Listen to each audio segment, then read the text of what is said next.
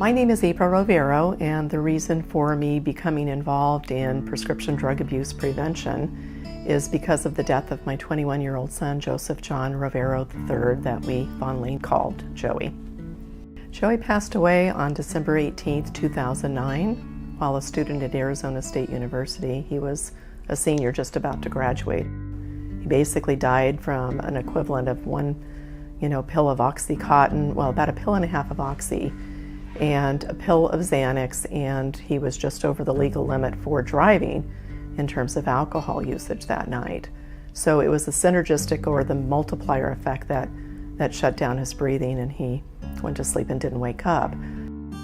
We learned that Joey passed away about 8:30 p.m. Following the evening that he had been out partying. So he was found in his bedroom, I believe, about 8 o'clock. The night following his partying situation. And so he had been in his room for quite a number of hours, and we finally got word of it. We got a call from the detective who started to work on the case in Tempe, Arizona, and my husband thankfully thought to ask him, "Did you find vials of medication in his room?" "Yes." What was the name of the doctor on the vials? And we were told it was Dr. Lisa Sang. And so I remember us, just immediately going to the computer and doing a Google check on her.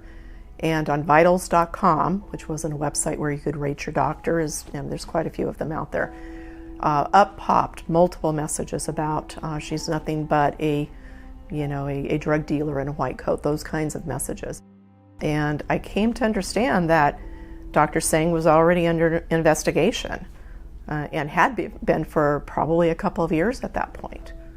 I came to understand that there are other people. I had no idea at that point who they were. They weren't sharing much information with me, but they did let me know that there was an investigation underway, and they were very eager to get whatever information I had about Joey's death so they could continue to build their case, because at that point I think they were just still trying to connect the dots. I don't think they really even then knew how big a case this was for them, how many people had lost their lives under her care. And so Joey was one more of those that they needed to kind of bring into the fold and investigate and see if it fit. And it did. The very first time I saw Dr. Sang was on what would have been Joey's, I think, 23rd birthday. Interestingly enough, that was the day that she was arraigned. She stayed in jail for 4 years awaiting trial, but that was my first encounter in a courtroom with her, and it was chilling. And again, that was a very meaningful day because of it being Joey's birthday.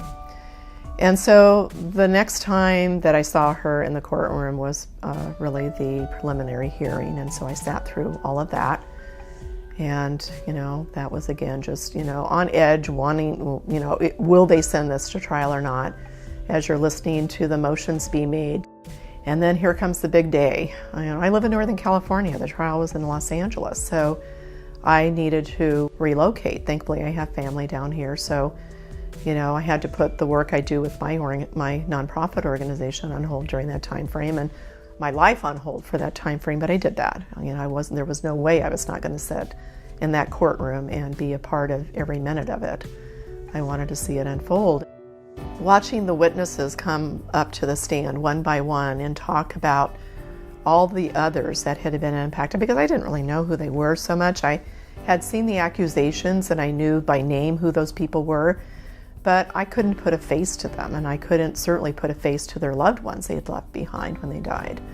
And so that started to unfold, and I heard, of course, the very difficult details coming in from the coroners, the nitty-gritty on what was in their system, what preceded this and what was their life like, and the details around every single one of the cases. And there were 8 of them, the 5 that had preceded Joey and the other 2 that she had been charged with second-degree murder for, but they were equally important.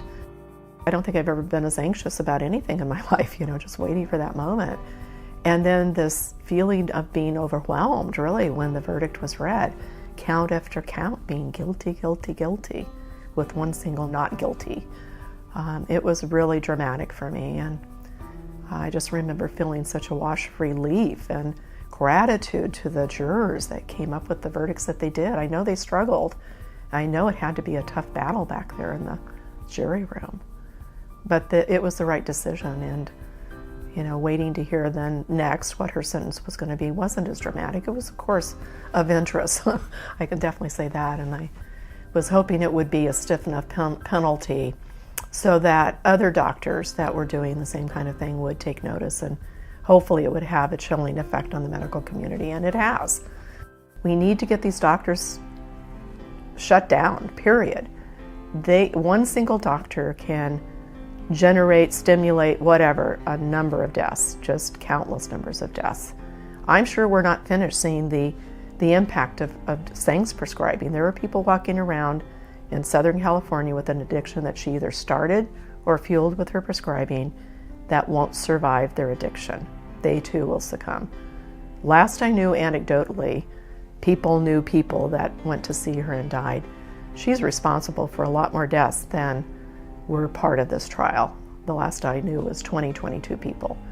And I'm sure that number will go up. So we need to get them off the street, period. They cannot continue to prescribe. They are drug dealers in a white coat, period, and we need to shut them down.